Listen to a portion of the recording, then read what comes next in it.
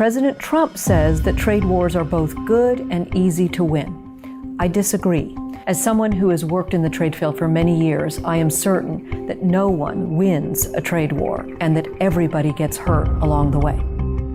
A trade war takes place when one country imposes tariffs or other restrictions on exports of their goods, and the other country thinks that those are unfair or illegal in some way, and each country then responds to each other with more tariffs or more trade restrictions. This year, President Trump started this trade skirmishing by imposing tariffs on steel and aluminum imports and claiming that those tariffs were necessary to protect the national security of the United States.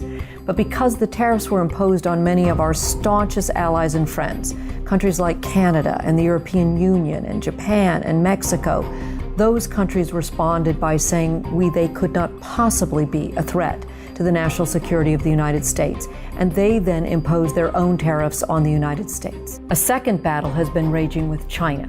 This trade war threatens to put tariffs on up to as much as $500 billion worth of imports from China. And China again responding tit for tat with their own tariffs on U.S. soybeans, machinery, oil. What this also means is the Trump administration has thrown out the rule book that has governed international trade for decades. We promised to eliminate the tariffs, for example, that we imposed on steel, in exchange for other countries lowering their tariffs on our exports. But now, by imposing this 25% tariff on steel, Trump has broken that commitment. He's also broken the commitment that we wouldn't discriminate among our trading partners, but he's imposed the tariffs on steel on some countries, but not on others. These actions have created a feeling of chaos and lawlessness, which could result in increased prices, lowering jobs, killing jobs, and depriving U.S. exporters of markets, damaging our economy for decades to come.